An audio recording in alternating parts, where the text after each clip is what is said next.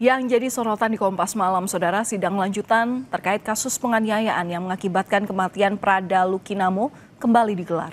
Sidang kali ini menghadirkan saksi untuk terdakwa Letu Ahmad Faisal yang merupakan atasan Prada Luki.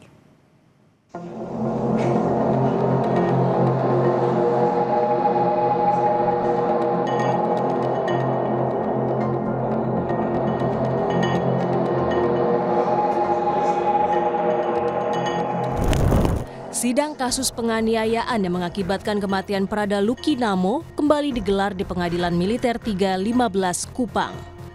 Majelis Hakim menghadirkan saksi untuk terdakwa Letu Ahmad Faisal, Komandan Kompi A, tempat Prada Luki berdinas. Dalam dakwaan, ia disebut tidak menghentikan penganiayaan terhadap Prada Luki.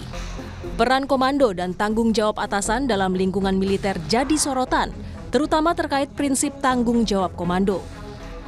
Dalam kesaksiannya, anggota Provos Pratu Petrus Canisius Y mengaku melihat salah satu terdakwa Pratu Abner Yeterson menganiaya korban dan terdakwa Letu Ahmad Faisal disebut tidak menghentikan aksi penganiayaan. Pratu Abner tadi mencambuk pakai selang. Siap. Ada terdakwa. Melarang nggak terdakwa? Siap, izin tidak? Tidak, diam saja. Siap. Kalau menurut saksi, seorang Letnan 1 dengan jabatan Danki Siap.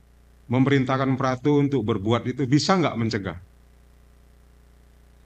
Siap, izin kalau diperintahkan bisa.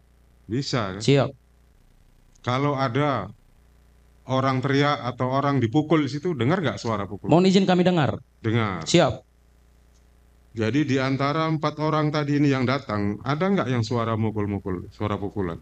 Izin kami mendengar suara teriak. Hanya kami tidak melihat siapa yang pukul. Ya, teriak itu karena dipukul. Siap.